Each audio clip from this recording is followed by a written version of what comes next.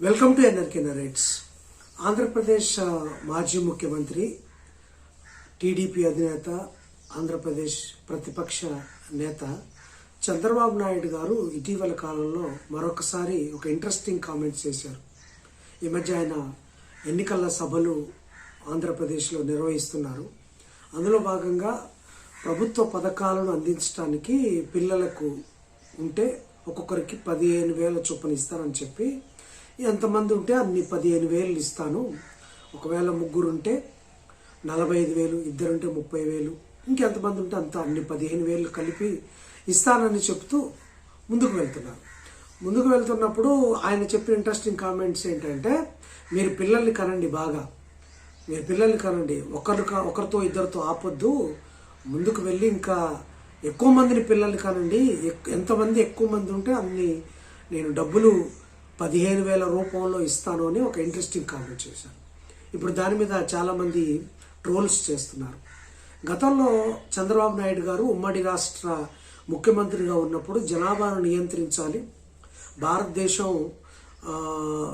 జనాభా పెరిగిపోతుంది, మనం నియంత్రించాలి, ఒక్కరినే కనాలి, ఇద్దరిని కూడొద్దు, ఒక్కరే ముద్దు ఇద్దరు వద్దు అన్న ప్రచారాన్ని ఆయన నిర్వహించారు. డ్వాక్రా సంఘాలు కానీ అసెంబ్లీలో కూడా ఆయన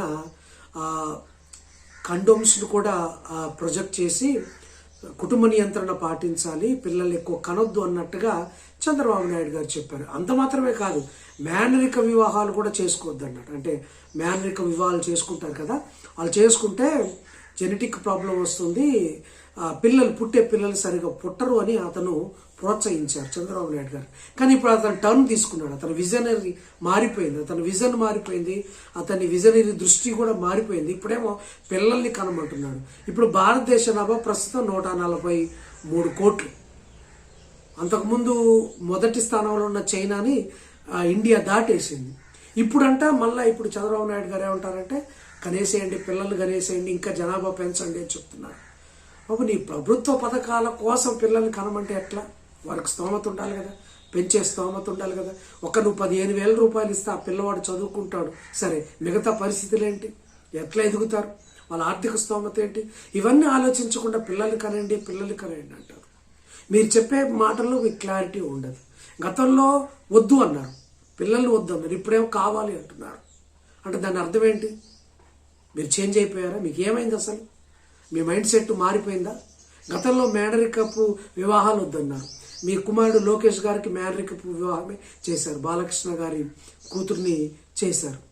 అలాగే కుటుంబ నియంత్రణ పాటించొద్దు, పిల్లల్ని కనేయమని చెప్తున్నారు. మీరు ఒక కుమారుడే కన్నారు, ఫర్దర్గా మరి కనలేదు. ఆ తర్వాత మీ కుమారుడు లోకేష్ గారు కూడా ఇప్పటివరకు ఒక కుమారుడే కన్నారు. మరి ఫర్దర్గా ఎందుకు కంటాలేదో మాకు అర్థం కావటం లేదు. మరి మీరు చేయకుండా ప్రజల మీద రుద్దుతాం, ప్రజల మీద చెప్పడం అనేది ఎంతవరకు సమంజసం? అయితే జనాభా పెరిగిపోతుంది. 143 కోట్ల జనాభా భారతదేశంలో ఉంది. ఆంధ్రప్రదేశ్లో కానీ తెలంగాణలో కానీ జనాభాలు పెరిగిపోతున్నాయి. ఈ సమయంలో కుటుంబ నియంత్రణ పాటించాలి, లేకపోతే జనాభా పెరుగుదలను అరికట్టాలని మీరు సూచించాలి తప్ప జనాభాను పెంచండి, ఇద్దరు కాదు, ముగ్గురు, నలుగురు, ఐదుగురిని కనండని మీరు చెప్పడం అనేది మీ రాజకీయ పరిణితికి అంతగా ఈ వాక్యాలు సరిపడలేదని అనిపిస్తున్నాయి. ఎందుకంటే ఆర్థిక స్తోమత ఉండని పేదవాళ్ళు ఉంటారు, ముగ్గురిని, నలుగురిని, ఐదుగురిని పెంచే స్తోమత లేని వాళ్ళ యొక్క కుటుంబ పరిస్థితులు ఉండవు. అటువంటి వారిని మీరు పెంచమని మీ ప్రభుత్వ పథకాలు, మీరు ఇచ్చే ప్రభుత్వ పథకాల కోసం పిల్లల కంటే ఆ తర్వాత వారి భవిష్యత్తు ఏంటి? వాళ్ళు ఎలా చూసుకుంటారు? మీరు గడిగడికే మీరు మీ విజన్ను మార్చుకుంటే పేదవారి పరిస్థితి, పిల్లలు కలిగిన వాళ్ళ పరిస్థితి ఏంటి? అప్పుడు కనమన్నాను కానీ ఇప్పుడు వద్దు, ఇప్పుడు నేను ఇవ్వలేను పథకాలు అంటే అప్పుడేం చేయాలి వాళ్ళు? మీరు అధికారంకు ముందు పథకాలు ఇస్తూ అంటారు, అధికారం వచ్చాక ఒకవేళ పథకాలు ఇవ్వలేదనుకో వాళ్ళ పరిస్థితి ఏంటి? ఇవన్నీ ఆలోచించాలి. మీకు ఏమైందో ఒకసారి అర్థం కావట్లేదు. మీ మాటలు పొంతం లేకుండా ఉంటున్నాయి.